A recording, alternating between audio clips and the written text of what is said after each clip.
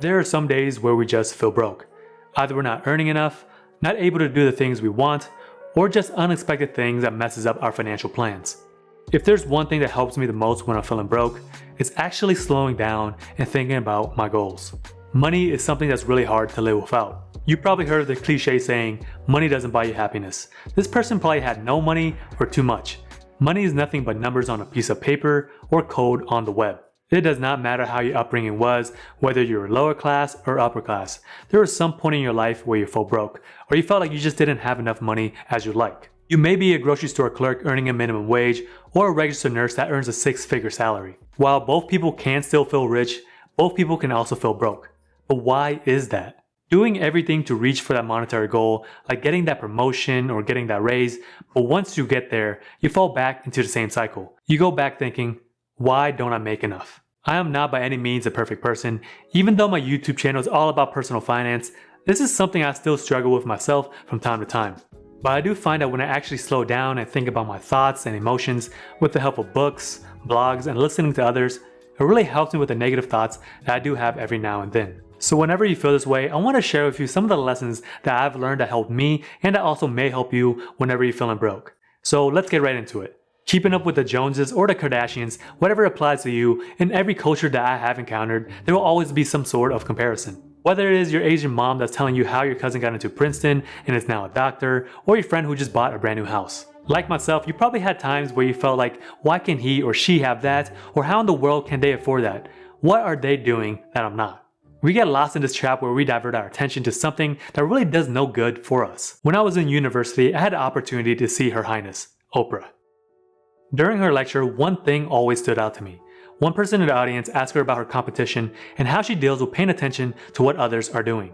Then she made a witty yet genius metaphor. Do Olympic runners look back at when they're running? The whole class, they said no. Then she continued to add, if a runner turns their head to look at where the competition is, the energy that they spend focusing on what others were doing would slow them down. Whenever I see myself comparing myself to others, whether it is monetary or success, I think back to this memory. Now, take a look here. I'm not saying not to look up to or become inspired by other people's success or how much they're making. What I'm talking about here is not letting other people's financial positions ruin our lives by exposing our shortcomings. You see, 99% of the time, there will always be someone out there that's better than you. Even the greatest people out there, there will come a day where they won't be in the top spot. Because the more time that you spend on yourself and what you can control will be the only thing that keeps you moving forward. The decision to go into debt altered the course condition of your life. You no longer own it. You are owned. Either you love him or hate him, he hates debt like he hates talking quietly. To Sally Mae. Debt is one of those things that seems to become the new normal. Most people have some sort of debt, either credit cards, student loans, or car loans.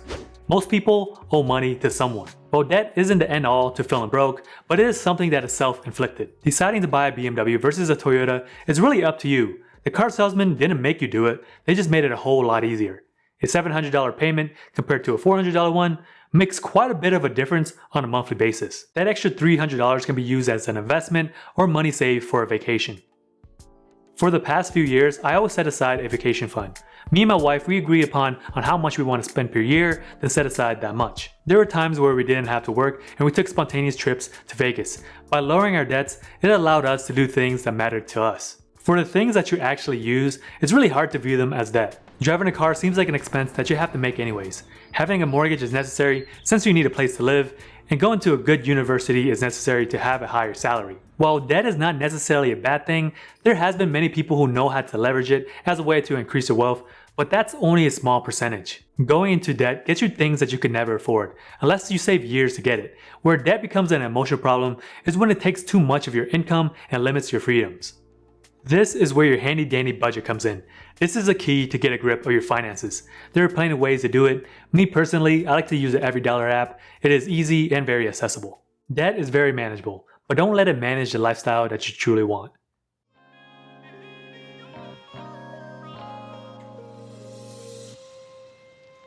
Lifestyle inflation or lifestyle creep, a thing that I didn't know existed until it became a thing.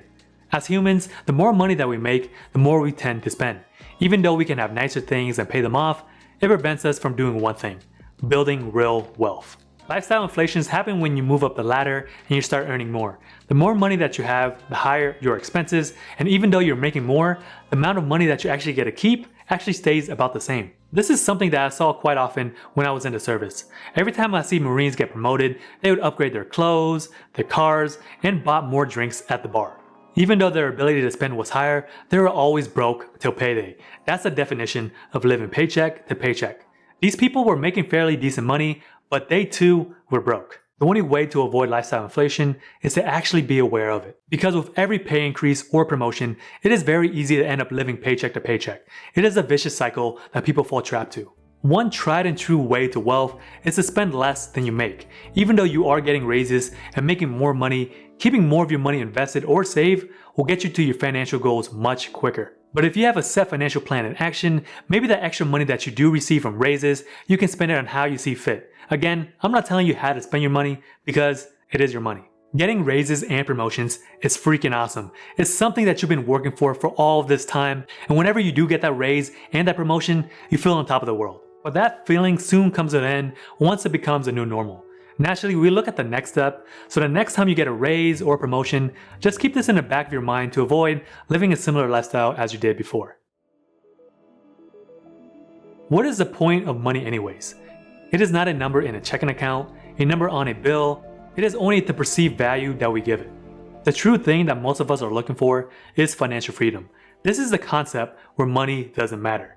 It is definitely a difficult mindset to get a grip of, since we all do know that money does matter up to a certain point.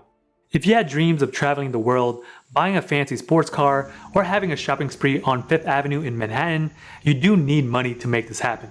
When we can't do the things that we want to do, that's when we start to feel broke. Goals are something that's needed to give you the life that you want and need. Goals keep your realities in check and something to work towards.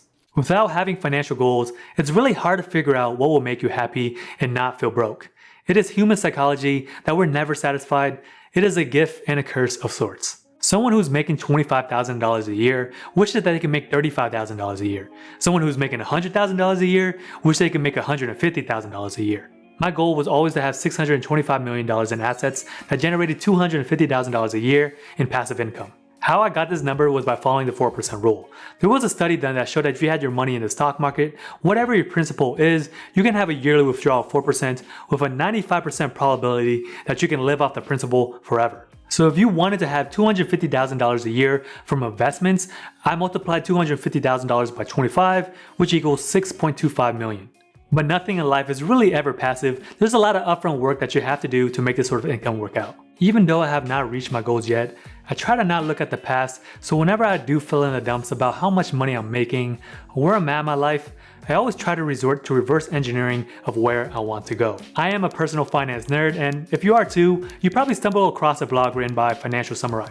In multiple blog posts, he really dives deep into correlation between money and happiness. After you make a certain amount, depending on where you live, either it's $100,000 in Atlanta, Georgia, $300,000 in New York City, having more money doesn't necessarily make you more happier. I figured to live in Southern California, whether it's in LA or San Diego, $250,000 per year is pretty nice. The truth is that most people want similar things. Maybe it is a good school district, providing a better life for your children than your own, or just having the freedoms that come along with money. So the next time you feel broke, keep your goals in mind of where you want to go, then reverse engineer it, because that's the only way that you can change your future. Even though my YouTube channel is all about personal finance, I don't claim to be a complete expert. I don't have fancy certifications like CPA, CFP, or any other titles. The reality is that you don't have to be to master your money. If you're old enough to drive, you probably know how to start a car, drive it, and park it. You don't need to know how a combustible engine works to be able to operate a car, unless you're a mechanic or engineer, but you get the idea. That's how you should approach money. To properly manage it, you don't need a degree in accounting or economics to figure out what works for you and doesn't. I made mistakes too. I'm only human. I know that I'll probably make some more in the future, so all I can do is learn from them. I made very speculative bets in the past with my investments. Even though I mentally knew that I could lose everything, there could have been better things that I could have done. So the next time that you're feeling broke, just think about your life and all of the things that you accomplish. Even though that you're not where you want to be in your life yet, continue working your plan and make adjustments along the way. Well, alright guys, so that pretty much does it for me. If you guys haven't already, make sure you give this video a like, because that really helps support the channel. And if you want to learn more about personal finance, come hang out with me some more over here.